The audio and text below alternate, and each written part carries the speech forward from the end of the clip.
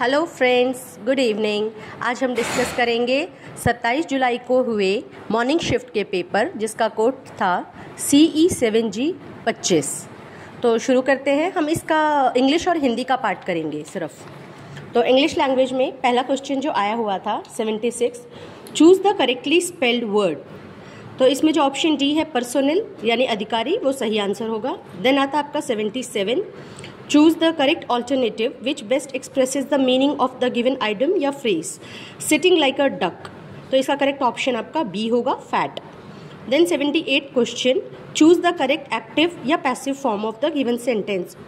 She handles all the task efficiently, इसका correct answer होगा option C, all task are being handled efficiently by her.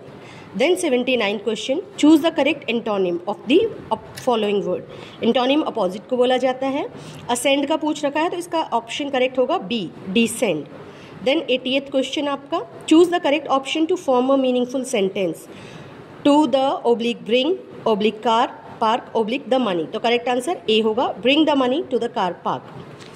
Then next question is 81, choose the correct indirect form of the given sentence. His friend said to him, did I not warn you against this beforehand? तो इसका correct answer B होगा, his friend asked him if he had not warned him against that beforehand. Then 82, choose the correct meaning of the following item or expressions. Piece of a cake, ये usually use होता है जैसे option D इसका correct है, a job, task or other activity that is easy or simple. Then 83, choose the correct synonym of the following word. Pause. Pause के लिए हम synonym क्या होता है, समान अर्थ जो बोलते हैं, तो इसका करेक्ट ऑप्शन सी होगा, stop. Then 84, choose the correct answer after making necessary corrections. I am angry on you, तो इसका करेक्ट आंसर होगा option A, I am angry with you.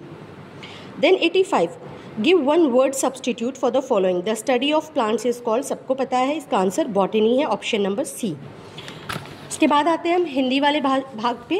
Hindi में 86 क्वेश्चन है, भाव प्लस अर्थ, भावार्थ किस संधि का उदाहरण है। ये होते स्वर संधि के उदाहरण है, पर इसके भी अलग अलग प्रकार है, तो इसका उत्तर होगा डी, दीर्घ संधि। 87 जो है आपका, समान अर्थ रखने वाले शब्दों को क्या कहते हैं। पर्यायवाची शब्द, इसका सही उत्तर होगा ऑप्शन ए। फिर आता है 88, रक्षक का विलोम शब्द है, उत्तर है इसका बी, भक्षक। 89 का आता है, लक्ष्य शब्द का सही अर्थ क्या है, इसका आंसर होगा बी ऑप्शन, उद्देश्य। 90 क्वेश्चन जो आपका है, अधपका, अधलिखा, अधमरा आदि शब्द डैश भाषा के उपसर्ग हैं, तो इसका करेक्ट आंसर होगा ऑप्शन डी, संस्कृत। 91, तुमने कल बाजार से डैश खरीदा, रिक्त स्थान में निम्नलिखित शब्द युग्म में से सही शब्द युग्म को चुनकर लिखिए, इसका उत्तर होगा डी, क्या क्या खरीदा। तुमने कल बाजार से क्या क्या खरीदा। 92, अध्यापक छात्रों से निबंध लिखवाते हैं, यह वाक्य किस क्रिया का उदाहरण है, तो उत्तर होगा बी, प्रेरणार्थक, क्योंकि अध्यापक लिखवा रहे हैं तो प्रेरणा का स्रोत है।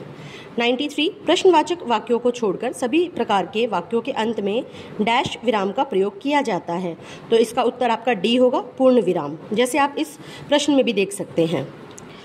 94, ग्रीष्म एक तत्सम शब्द है, निम्नलिखित शब्दों में से इसका सही तद्भव शब्द चुनकर लिखिए, तो उत्तर होगा सी, गर्मी।